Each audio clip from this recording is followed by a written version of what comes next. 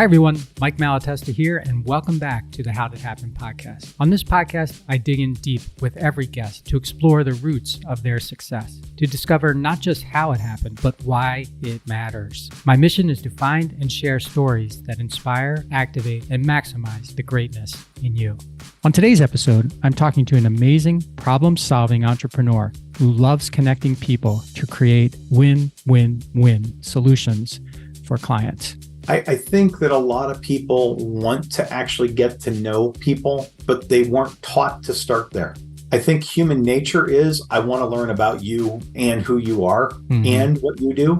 Yeah. But networking is often only about what you do. When I talk with somebody, I don't really care right up front what their job title is. I don't care up front what they do for a living. What I want to understand is who they are. That's where you find the connections. That's where you find the difference between networking and connecting. He's a managing partner for Healthcare Evolution Group, an altruistic capitalist, a first-rate connector, and a Jerry Garcia Uber fan. In fact, we actually recorded this podcast on what would have been Jerry Garcia's 81st birthday, he reminded me. We also have a very interesting conversation about Taylor Swift that I think you'll like. And now, here's Andy Greider.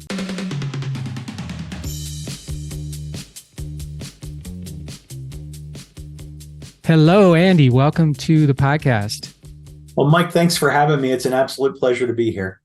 You know, I normally don't do pre-calls with people that I'm going to have on the show, but I did a pre-call with Andy. And I did a pre-call with him because I didn't know that I was going to have him on the show. It was sort of a recommendation. Well, it was a recommendation from Doreen Rivers, who I had on the show, episode 392. And we did a Zoom together and I got on with him and I'm like, so it was really cool because the first things he tried to do was what I just asked him, what would make this a home run for you? On that call, he didn't ask me that question, but he immediately went to what can I do to make this time you're spending with me basically a home run? And do you know this person? What are you looking to accomplish? All of these things that were so non-Andy centric, they were Mike centric, even though we never knew it's just like right out of the gate. So right away I was impressed and that's why I have him on the show today.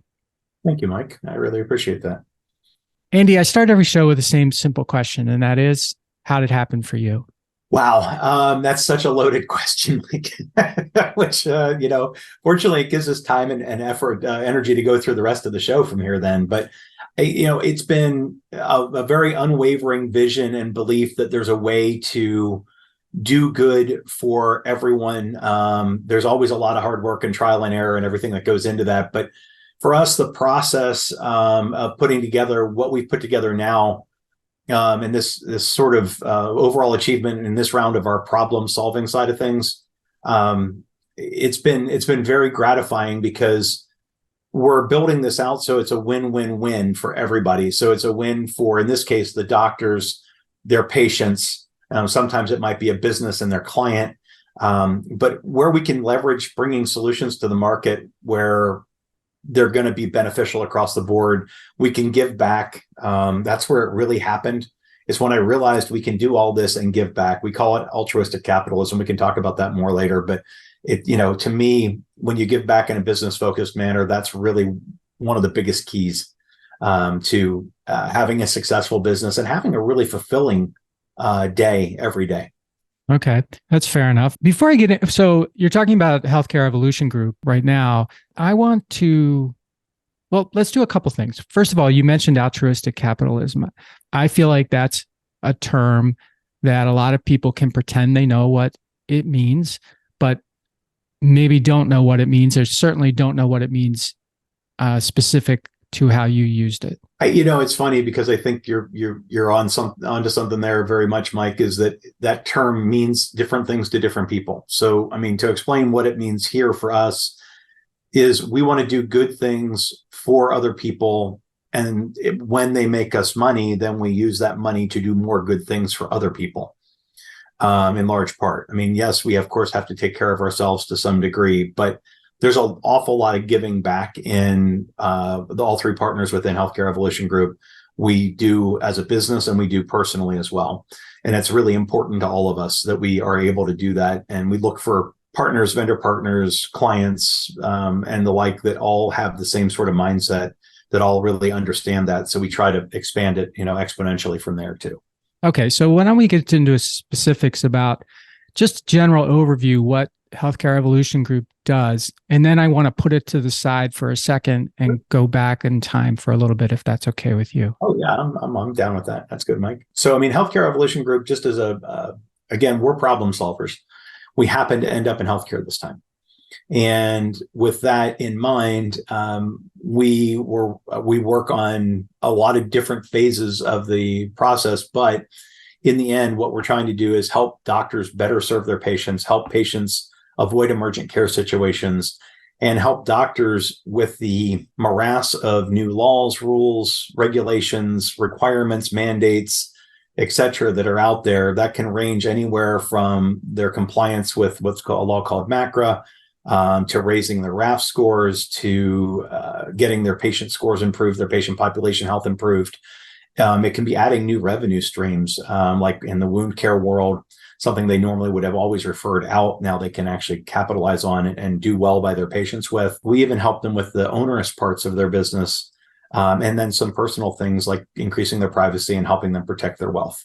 So, that's overall, that's what we've done. We've built a team of a couple hundred high-level, mostly former healthcare executive consultants who work with us, because all of this is a relationship type of sale, if you want to call it a sale, but a relationship type of engagement really is where it's at, because we're here to help. We're not here to really sell anything. We actually don't charge anything for anything we do up front. All of it is, done upfront gratis and gets them cash flow rolling before we are ever paid on any of these. So, it's another part that's the win-win-win, is we're not asking people to stick out, hundreds of thousands of dollars like a lot of different things that are out there do. So that's been a lot of fun, and developing this model has been a cool learning process too, because we've done things similar to it in the past, but never anything exactly like this. And healthcare is its own special beast. So it's been fun that way. So it's been a ride. Yeah, it's sort of, and I know this word gets used a lot, but it's sort of very ripe for disruption, right? It's an industry that, well, I went to get a scan 2 weeks ago, and I asked them what it would cost me to do a different type of scan, and they didn't know how much it would cost, and I know that's not an uncommon thing, but just that, and then all the codes, and then all the stuff that's like, wow. Really kind of living in the past there, and we keep shoveling more and more and more and more money towards not health. It shouldn't really be called health care, because it's not proactive, it's reactive, right? So it's health. I forget what the right terminology would be, but it's health fix you, not prevent you, sort of thing. Yeah, and there is a move to value-based medicine, which is trying to address some of that. There's a thing called quintuple aim that a lot of the hospital systems and even doctors' offices are starting to move towards. It is, CMS's intentions are good, but there are a lot of intentions that are good out there too that don't see the light of execution properly. And what we're trying to do is bridge that gap in a lot of ways, Mike. How did you come to this? Honestly, the role of being a dot connector is kind of where it all popped in, Mike. I one of the people we were already doing a lot of work with on a couple other fronts brought us the initial piece of this back about a year and a half ago, and said, hey, would love you to take a look at this, see if it makes sense for us to all work on together. And we looked at it, and honestly, at first, I really wasn't seeing it. I wasn't sure where we could help, how we could help, what role we could play. And then a couple meetings later, we ended up talking to the corporate executives and the C-level team of our first branding partner on this, and realized where we could help was helping build out the systems and procedures and team and everything else. They have a team of their own, but we were able to expand on that and really take that out a few levels. And then again, just dot connecting within the world of healthcare, it's really amazing the amount of technologies that are out there and the amount of people that are trying to do good. So we carefully selected 3 other vendor partners, and we'll continue to do so. I mean, this is not we're not stopping at 4 things that we do. We'll probably be expanding in 2024 another 2 or 3 or 4 pieces into the puzzle. But as it stands, we have a way to really help doctors that take Medicare and help the most vulnerable population we have, which is our seniors. It really does help improve a lot of things that happen even within the healthcare system. So, a lot of those things you mentioned about codes and procedures and the not knowing part, and people not going to the doctor often enough for the doctor to be able to actually meet the mandates they have and things like that. Those are all things we can help address, and we do them all soup to nuts type, cradle to grave type of solutions within each piece that we do. So, I mean, it's been fun. Some of that's already been developed. Some of that we've helped develop. Some of that we developed from the ground up, as part of the solution. And it's just been a lot of fun. I mean, this is what makes me get out of bed in the morning, Mike. Okay. Knowing we're going to help other people, and especially when it's the senior population and the doctors that put it all on the line during COVID, that matters to me. And you mentioned the most vulnerable as being seniors. Why do you say that? A lot of times it's a lot harder for seniors to get to the doctor than it is for anybody else to get to the doctor. They're much more prone to having more things that they're going to have that can become emergent care situations. If you're in your 20s and you've got something wrong, it's not usually, I need to get to the hospital now. The older we get, the more likely that is to happen. And we can help prevent that because of the frequency at which we start to help them see patients. So there's a big, big difference between seeing somebody twice a year and seeing somebody twice a quarter. Yeah. Okay. Right. Because you now have a much different, plus, without getting too far down the rabbit hole, Mike, because I know we wanted to go on to other things too, but the CMS is requiring that doctors meet a certain amount of mandates within a 46-point system. And that means seeing a patient for a portion of 46 things, 60% of 46 things, so like 28 things within 2 visits usually, because the average senior goes in twice a year under normal circumstances. It's pretty much impossible. So it's a stacked deck. And a lot of times the doctors are like, yeah, that law's not going to be enforced. It hasn't been enforced for the 8 years it's been around. Well, the bad news is they started enforcing it in January of this year. So it becomes a problem. It's a 9% hit to their penalty to their Medicare income right off the top. So it matters. Plus, again, like I said, we do the whole kit and caboodle with what we do there. The biggest thing we help with is the compliance, and then the patient engagement, and then the new revenue. But there's a lot of special ways we do that. So like I said, there's a lot more we do. So I don't want to spend all the time on this, but I will say it's what drives me these days, Mike. It is the, how did it happen, is, how do we get here? Well, a lot of, 40 plus years of consulting at this point between my partner and I, he's got 48 and he's got 52 and I've got 38. So whatever that works out to, 60, 90 years worth of consulting between the two of us. We add in a third partner, we're probably closer to 135, 140 years of consulting. And so it's fun, but you put 3 heads together like that and you start to figure out how to solve some really good problems. Yeah. It's interesting the way you answered the vulnerable question, because I was thinking a totally different way. I was thinking, what were you thinking? Yeah. I was thinking, well, seniors for the most part have their healthcare covered by Medicare, right? So they really aren't vulnerable from a healthcare standpoint compared to people who are younger people who are sort of risking it with no healthcare coverage or, big out-of-pocket deductibles and all that kind of thing. But the way that I never thought of like the vulnerability of just getting there and stuff. I always, and Mike, the whole other point of that is, if I can jump in, I'm sorry, is that when I say vulnerable, I don't mean fragile. I mean exposed. And they are exposed because, again, a lot of times they're not, and they're not always being taken as, it takes them longer to explain something, and doctors are on a time schedule oftentimes, and that's not really the doctor's fault. So they're compromised. Compromised might be the better word too. Okay. But vulnerable in that, yes, yes, a lot of what they need is paid for. You're correct in that. Medicare and Medicaid together, cover a lot of things for different folks, but it is still absolutely true that they're more at risk, more vulnerable health-wise and otherwise than any other population.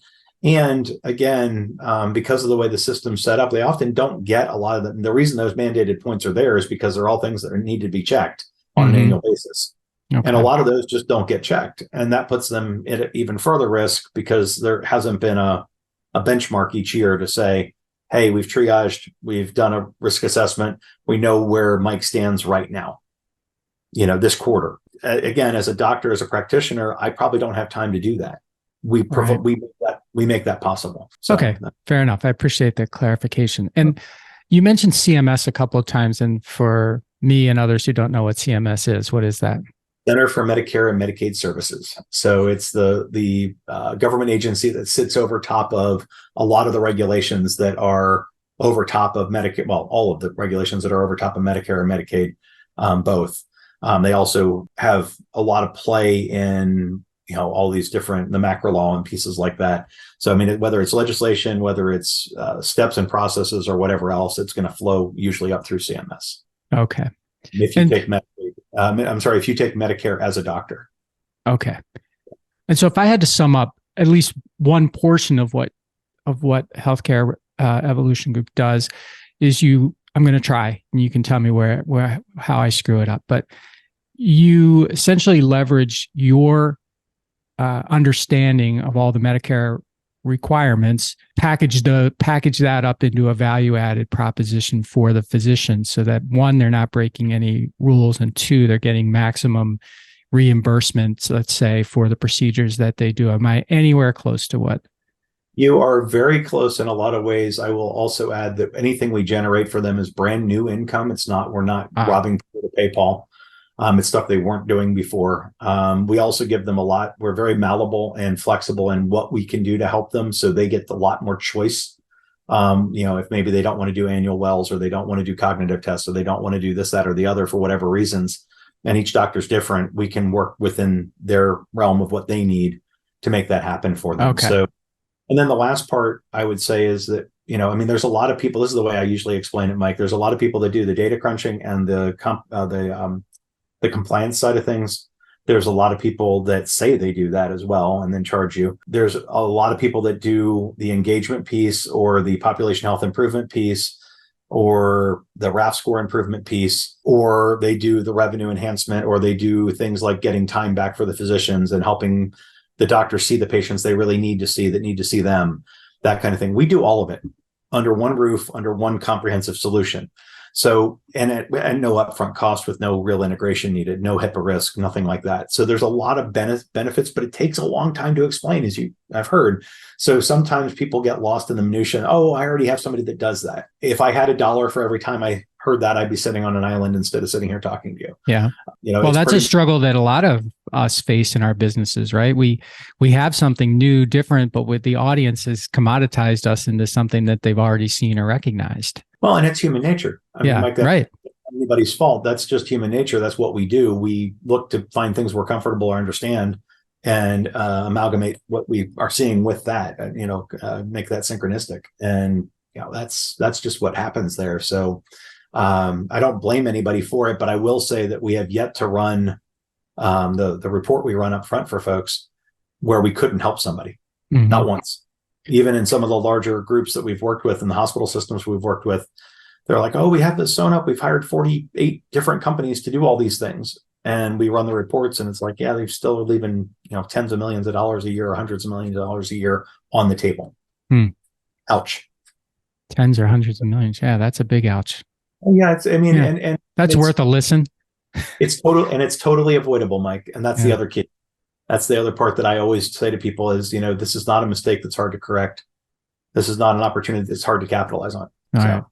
Well, let's switch gears to Andy here before people are kind of like, I don't get what he's doing, because you're doing something really cool, but I don't know how many of my listeners would be like, besides the tens and hundreds of millions that you increase their revenue by. You mentioned connecting the dots and win-win-win. Your email signature is, what dots can I connect for you or something along that. It's very unique. And I'm wondering, where did this come from? Where did this I want to be a connector, I want win-win-wins, where did it come from? A couple different things. Thanks, Mike. I mean, I've always been a big believer that connecting is far more important than networking.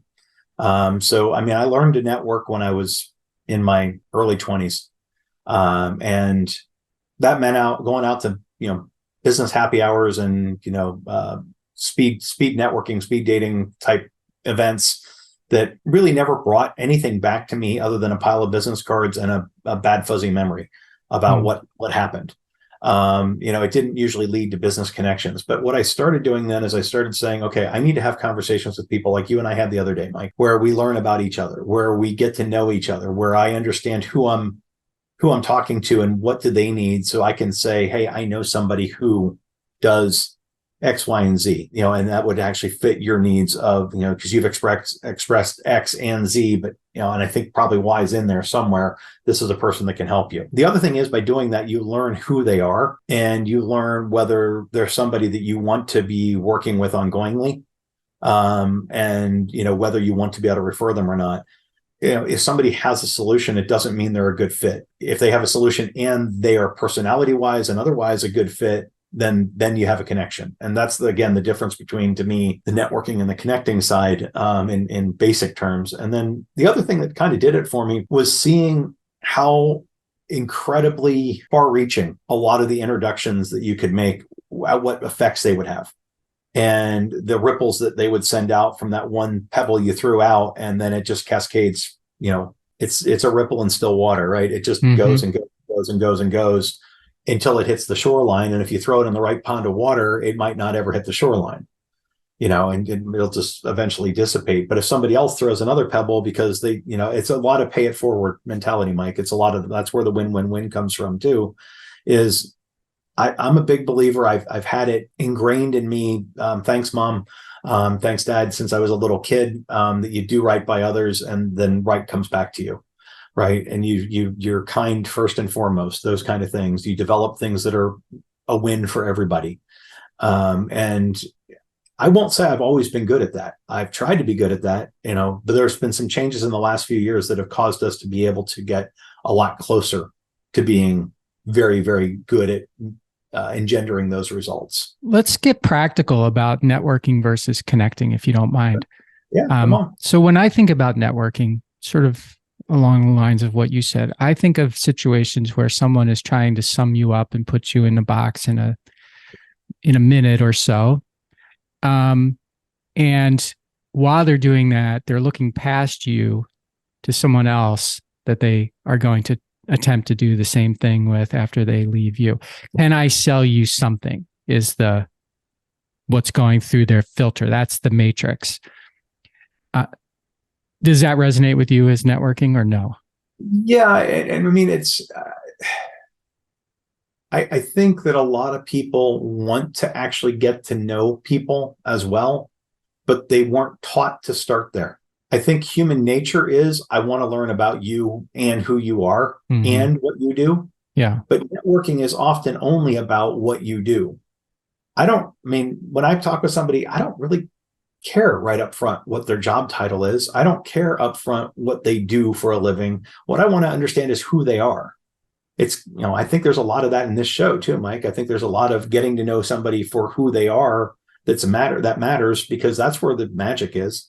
That's where you find the connections. That's where you find the difference between networking and connecting. Right. I will say there's one other piece. So networking, there's a guy named Bob Littell out of Atlanta, who wrote a book called Net Weaving that I read at one point, and it was talking about how to sort of take some of the steps that I've outlined here, part of the way to what I was talking about. And then to me, the next part became net worthing and then connecting. And net worthing was, your network is your net worth. It's, you've got to treat it very carefully. You've got to treat it like it is the asset that it is if you've worked to build it, because it's not just business relationships, it's personal ones too, if you build it properly. Those are friendships. Those are usually very important friendships, very important relationships, very important history that you have with a lot of those folks. I mean, some of my networking connections go back, that I do the connecting with, go back 30 plus years now. At this point. These are people I've known for 30, 35 years. That's fair long time now. And then there's other people that are 6 months in, and they've already proven to me that there's somebody that I want to be working with, and I want to be referring, and I want to be helping. So you're an expert on connecting people. I know that from having talked to you previously, and it's obvious from everything you've explained today. And I'm curious about your viewpoint on how to best make referrals or connections between people. And I'm asking that because I see people do it in all sorts of different ways, some of which I feel are very helpful, and others I feel are not. Tell me your thoughts on what are the best ways to make a good connection for someone or between two people. Well, that's a really good question, Mike. And there's a couple different answers I would give to it. One is that you want to meet the person where they are in the medium they're most comfortable in. And if you can figure out which medium is best for the two of them. Some people use LinkedIn every day, all the time. You make an introduction there, they're going to see it immediately. Mm-hmm. Some people it's text, some people it's WhatsApp, some people it's email. Some people it's get them on a mutual phone call, and where you can conference call them together and make the introduction and sit back and be quiet and let them talk. It really just depends on who you're connecting, which is why you also have to know who you're connecting and things about them past what they do. I love video, Mike, for making an introduction. I will record a Loom video a lot of the times. The one thing is it's impossible to misconstrue a video. You can misconstrue a text, you can misconstrue an email, you can misread something or hear a tone that isn't there. Have a fight with your wife and then read an email, and have the next day when you're fine and you read the email, and I promise you're going to read that email differently, even if it says the same thing. And a lot of times I find that if you make it an introduction that way, or if you accidentally have a typo that spell check doesn't catch because it's don't instead of do, right? So it's a real word. It's a real word, yeah. You didn't catch it because it was 5 a.m. in the morning and you're trying to catch up on introductions. It's a lot easier to do them via voice and via video for me. Again, the medium I send that video on is going to often be dependent upon who I'm introducing. And sometimes I don't know. Sometimes I'll just use an email and let them go from there.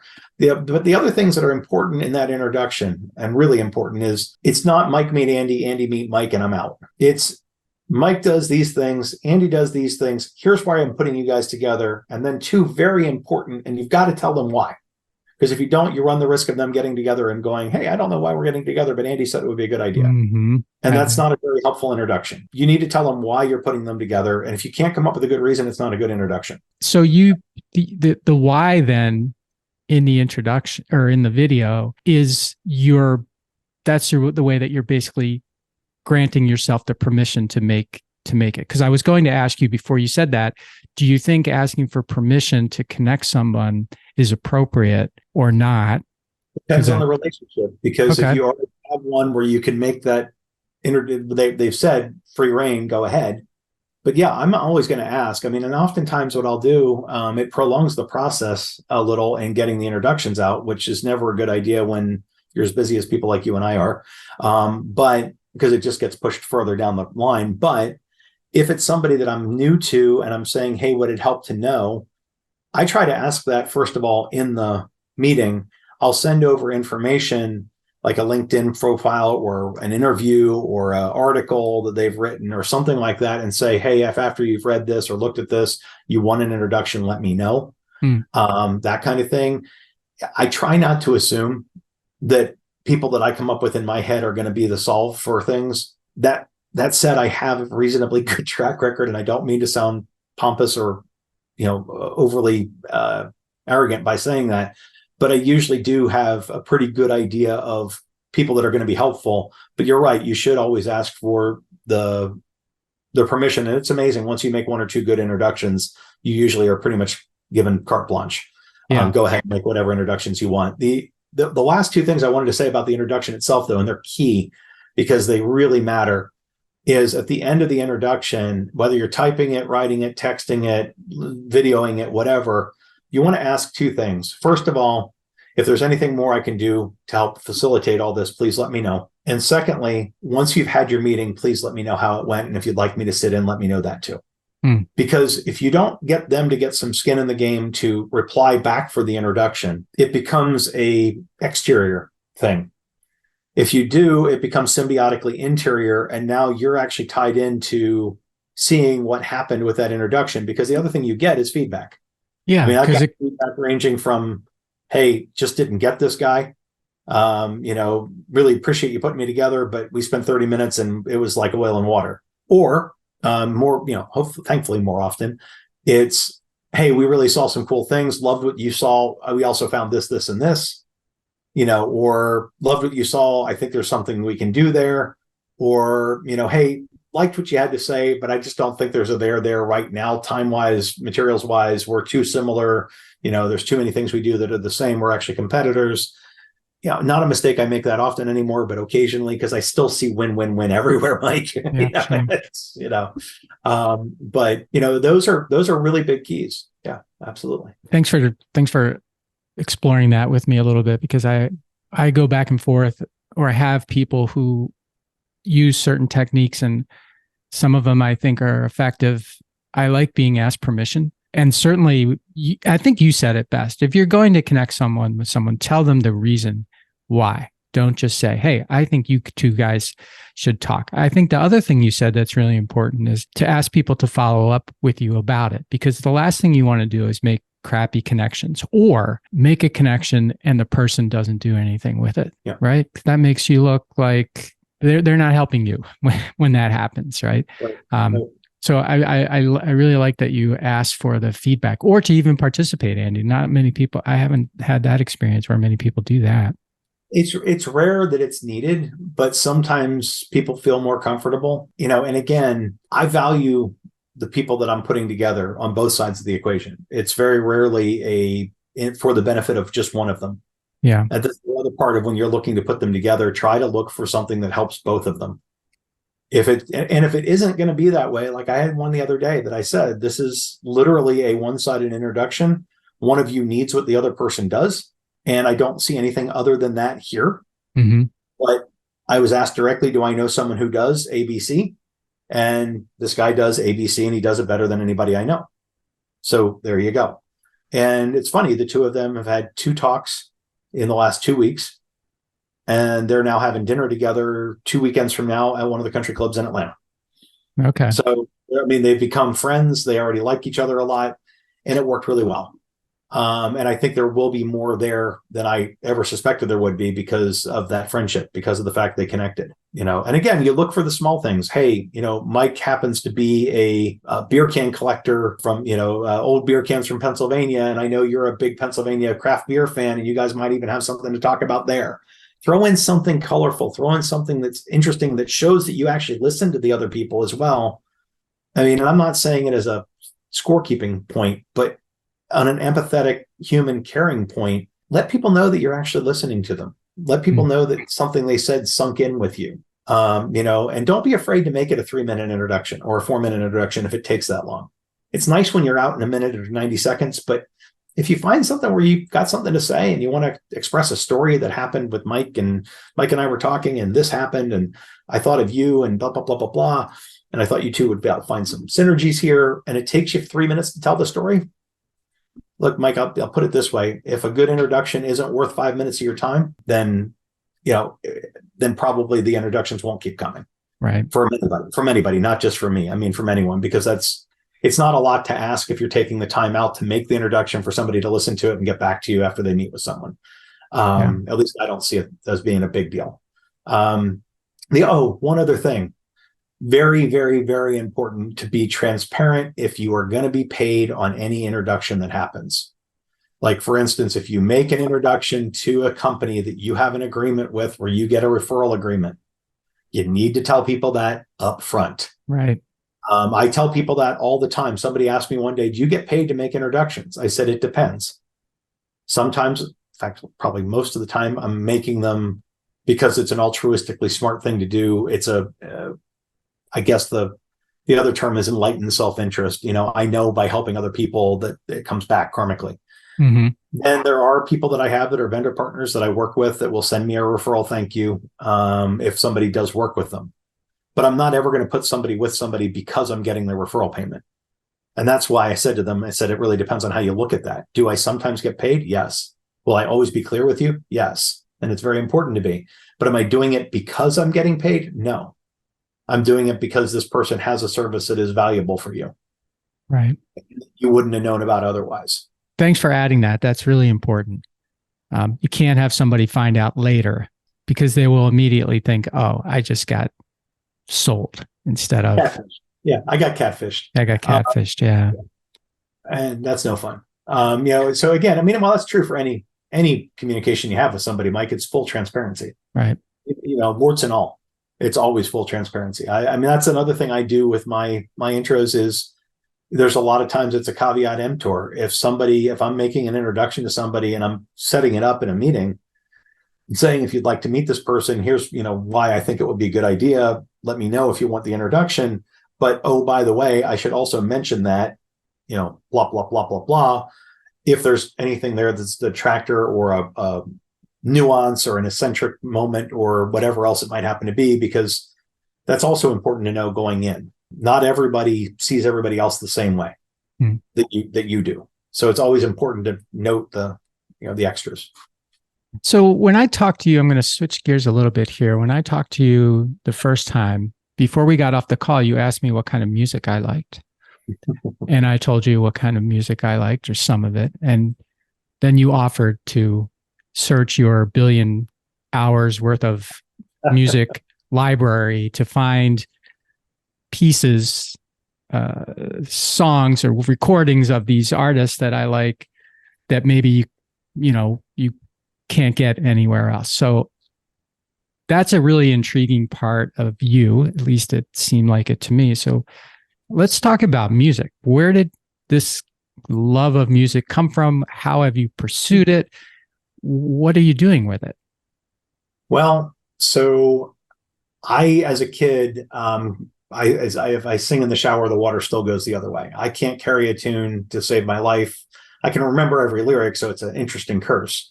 But I've always loved lyrics. I've always loved singing voices. I grew to really love cool instrumentation and combinations and things like that.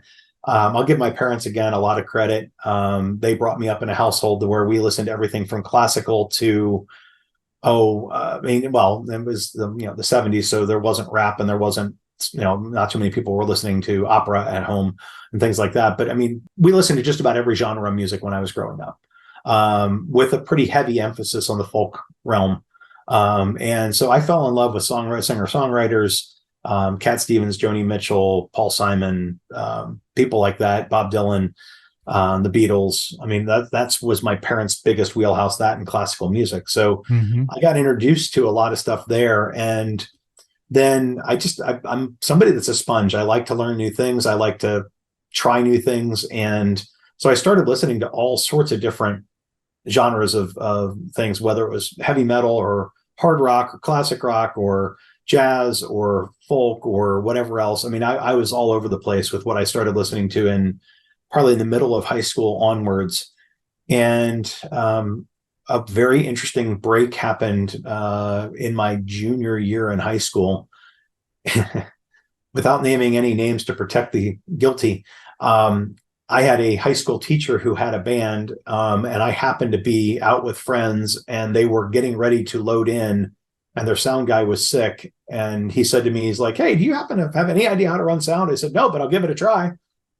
And he said, "Okay, that's fine. Our guy's sick, and we need somebody to come in and run the sound. And I've always liked you. You've been a good student. Come on in and see what you can do."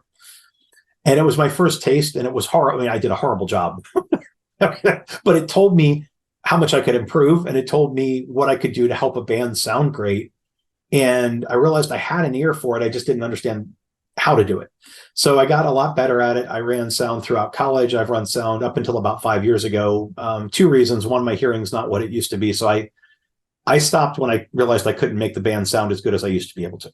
And is that a byproduct of hearing too much, doing too much sound work, the hearing loss, or is it something else or do you know?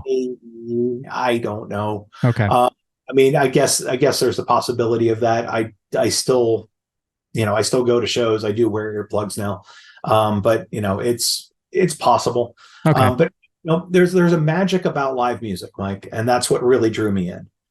Hearing that music it was just covers from my high school teacher's band, but all the way up through running sound for folks that were completely original acts. It was always the magic of the live music that drew me in. And so a lot of my collection isn't studio stuff. It's live music that we've had permission to record. I got into taping somewhere in the mid 80s, 86, 87. Did that for probably about 7 or 8 years. Really strong. I mean, I still will, if a friend has a neighborhood concert or, something else going on, I'll still go pull the show and put it, with the equipment I still have, just because it's fun. And then you document it and people can listen to it again. And, I never sell it. I'll never, do anything like that. But along the way, like you mentioned earlier, I've picked up some really cool stuff. So I love to share it too. I mean, again, it kind of goes in most of where I'm at. I like to give back and I like to share and I like to, create aha moments and fun stuff for other people that they might not otherwise get. So for someone like me, who's sort of a neophyte when it comes to sound, how improving sound, what do you do that improves the sound of a band? And I'm sorry if that's like a completely ignorant question. No, it's a great question. There's so many things that go into it, Mike. It starts with who the musicians are and what they're playing and playing through and things like that, and what sound they want to create, right? You can say I'm a sound person that got them to sound perfect, but if it doesn't sound like they want the sound they're going for, it's not actually perfect. It's nowhere near perfect. That's one big key. The other, and then you have to kind of know the band and talk to them. You can't just run a sound check and get levels right. Getting levels right is only part of it. Quite frankly, without sounding rude, but a trained monkey could move the levels and get things close to right. It's understanding the nuances, then also understanding how each instrument plays together. When you talk to the band, who's the prominent, who do you want up front? Who do you want where in the mix? How do you want your monitors run? What does the room sound like is another huge key, because some clubs that I worked at in Atlanta and some places I worked at do an outdoor festival. It's a completely different equation than if you're doing a small boxy little room that's smoke filled, or that has weird acoustic tiles in the ceilings, or weird, I should say, not have acoustic tiles in the ceilings and just has a weird contour to the ceiling, or things like that, because there's all sorts of things that can throw the sound. Beyond that, a lot of it is, again, listening to the band, knowing what they want. But again, that comes from, much like the connecting part of things and the networking part of things, it comes from talking to them and asking the questions. And I guess, my recovering journalist in me, that's from way back, that's probably the biggest skill I took out of that, was learning how to ask questions and then apply the answers. So that's. Who's your favorite band, Andy? The Grateful Dead, or actually Jerry Garcia. Really, Jerry Garcia band is actually my favorite band, because I love the Grateful Dead to death, but I loved what he did out on his own with his band even more.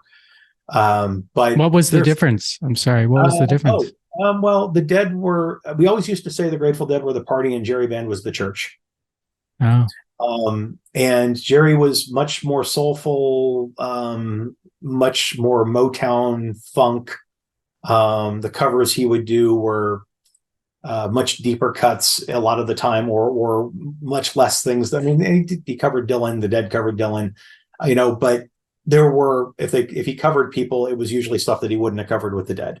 The songs he chose out of his own catalog got a different treatment with him than it did with the Dead a lot of the time.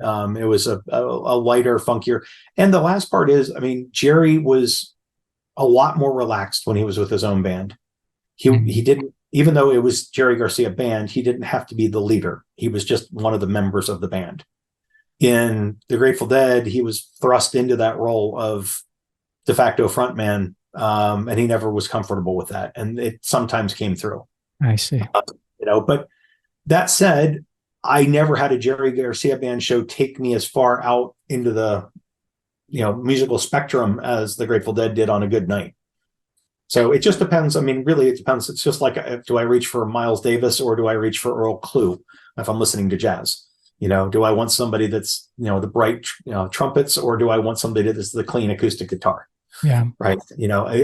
It just depends on the mood. But that, again, that's the other beautiful thing about music is it's got so many places it can go. I mean, there's so many things you can do and appreciate. If you're not a music person, but you're a lyrics person, you've got all sorts of things you can do there. If you're a lyrics person, if you're a music person, but not a lyrics person like my wife, and it's just got a beat and I can dance to it, she's happy.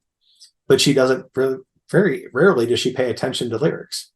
There are exactly 2 songs that I can think of that she knows every lyric to and loves them because of the lyrics. It's a very different take on music than I have. Right. But everybody has their own take. And that's why I love music, because it's universal. I mean, different angles, different perspectives, but universal. Did you ever meet or work with Jerry Garcia? Had a very interesting 1993. They drove by. We were at a used car parking lot, and we had our heads down in the hood of a 68 Mustang. And Jerry stuck his head out of the back of the window and said, "Hey boys, how's she sound?" And we turned around and went, "Holy sh!" And we were all tongue-tied and said stupid things like, "Oh, we love you. Thanks, man." Was that complete coincidence, or were you going to a show? And we were at a show. I mean, it was oh, you were? Okay. We were there. It was a Sunday. We were trying to kill time, and they had one of those car shows in a parking lot, a used car parking lot. Oh, all right. And we were our motel was right next door, so we all got up, probably around noon. I don't want to say it was morning; it was noonish, and we wandered over. And again, never saw them coming up. It was a limo they were in, and they were obviously on their way to the stadium, probably to do sound check. So yeah, I mean, I knew a lot of folks that were on tour. I knew some of the folks that you'd see every day that were stage crew and some of the sound guys and stuff like that, because we taped. So we knew people there, but I would never be pretentious enough to say that I was, a part of, other than I was a part of the scene of the people that taped and the people that were willing to travel between shows. But that was a lot of us, even the tapers, that was a lot of us. So can I ask an off the wall question that you don't have to answer it, but we're in the midst of Taylor Swift having the highest grossing concert tour ever. What is it about her? So if you had asked me that question 5 years ago, I would have had a completely different answer. I would have said it's a phenomenon because she takes really good care of her fans, and that's all I would have said.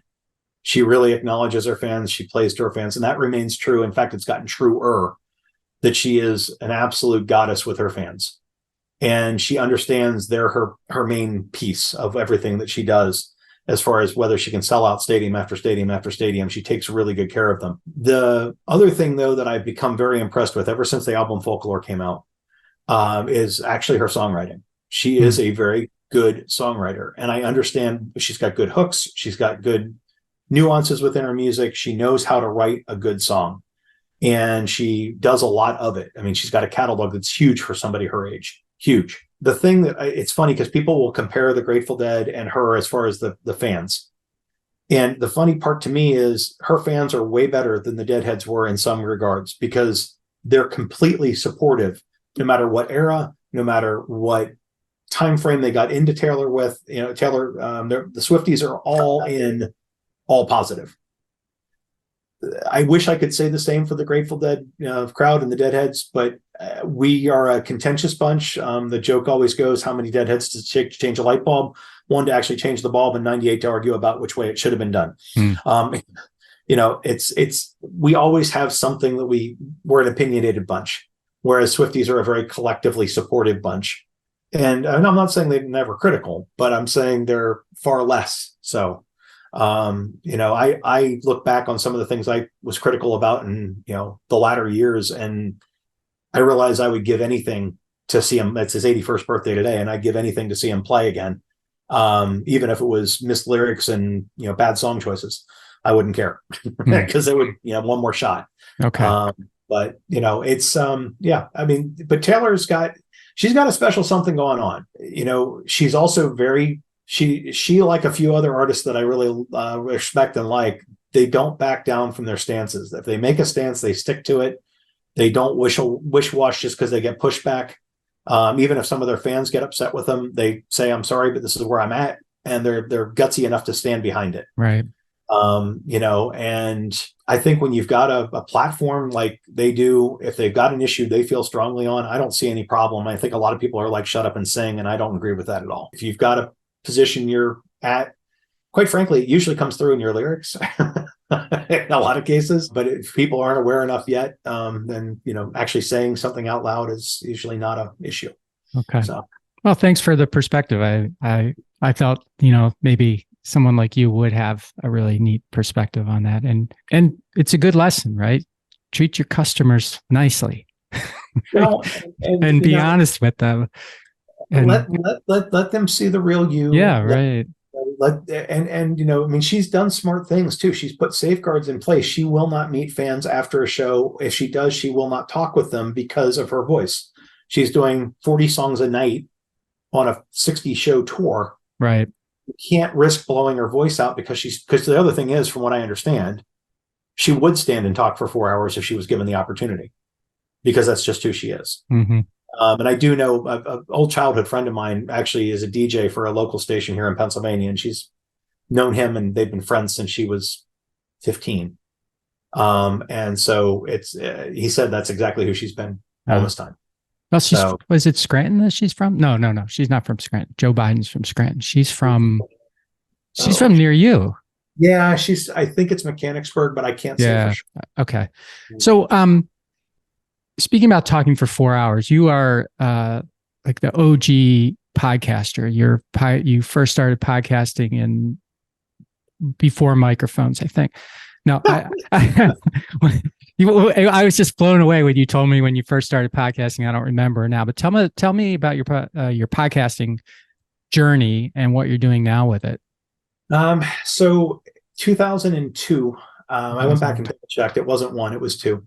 But 2002, I was approached by a guy named Lee Cantor out of Atlanta to be he wanted me to be the main host. He was going to be my co-host on a show for what he called, what was it called back then? It's Atlanta Business Radio X now.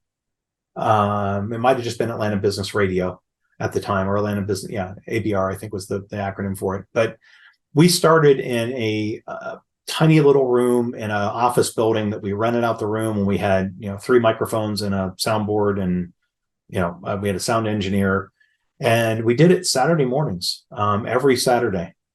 And I hosted 3 shows in a day. I come in and do a music show, then I do Uniqueness is Power, which we had crowned as a business growth solution show with a marketing centric focus. We usually have 3 guests on there. We ran that until 2013. And then a whole series of life events caused me to stop doing it for a while. Probably the worst mistake I ever made was stopping, because we had a really good run running and I was having so much fun doing it. And it was a real letdown to let it go. But again, life circumstances got in the way. And so a couple of years ago, I decided, you know what, I'm going to take a look at what else is out there. I'm going to get back into this. I really enjoy it. It's fun to interview cool new people. I'm just not sure if I can get people to jump in I don't know if I have time to recruit 3 guests for a show. I don't know if I can get people to listen for a full hour anymore. I just wasn't sure about attention spans and things like that. But, obviously, there are shows that can do that. I wasn't sure if I could, but I also knew time-wise, it takes a lot longer to set up a 1-hour show than it does to set up a 20-minute one-time, interview. So in the interest of time and the interest of my own schedule, plus we had a section of that show called Unique This Week, which is what the new show is called. And we've been at it pretty full bore since the beginning of January. We've had about a guest a week since then. And the mojo's back, the muse is back, whatever you want to call it. I'm really loving being back in the studio with guests. Unique This Week has really been a great way for me to meet new incredible people, new incredible companies, people that are doing something, and the whole point is something that's unique, something that's blue ocean, or if it isn't blue ocean, they're marketing it in a way that it is. So I'm trying to provide lessons for the business owners, the entrepreneurs out there that want to know about cool new things, want to know about services that are out there, want to know about new takes and opinions and perspectives on how do I phrase something that I can cut through a crowded landscape. How can I pop out and make myself seen? Okay. So, well, welcome back. I'm glad that you've come back and are doing this unique this week. It's right now. It's only on YouTube. Is that what you told me? Yeah, it's there's a redirect for it under Uniqueness is Power, which is the name of the old show. So it's uniquenessispower.com. And then Unique This Week, if you go into YouTube and you use UTW as your search, you should be able to find it, or just Unique This Week should be able to find it as well. Okay. But all shows are tagged with a UTW at the front of them. So, and then the guest name and whatever we were talking about. So Andy, before we go, is there anything that I haven't asked you or I should have asked you that you would like to leave us with? Well, Mike, I did want to say, first of all, thank you for having me. And second of all, I'm looking forward to having you on Unique This Week, because you're doing some really cool stuff yourself.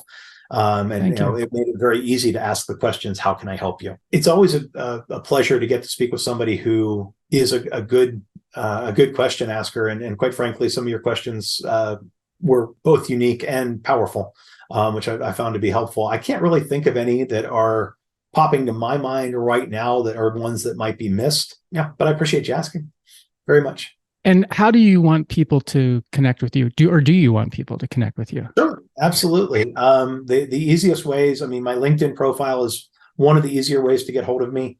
I do check LinkedIn pretty much daily. I'm on WhatsApp. I'll give you the phone number and the email, Mike. It's 404-516-4204 for the phone number. That's good for WhatsApp. That's also good to text to. And then my email is very simple. It's andygreider@gmail.com. And that's my more generic email, but that's the one to use to get hold of me, because it catches everything. And that's GREIDER. Yep, exactly. All right, cool. Well, Andy, thank you so much for making time to be on the show today and taking us through this really interesting path that you've been on, and now this new, disruption, which may or may not be the right word, but I'm using it again with your current company, Healthcare Evolution Group. I really do appreciate it. I'm looking forward to being on your show as well. Thank you, Mike. I really appreciate it. And again, pleasure to be here. Thank you. And for everybody listening, please do what you need to do to maximize the greatness in you today and to make your future your property, something that you are very, very proud to own.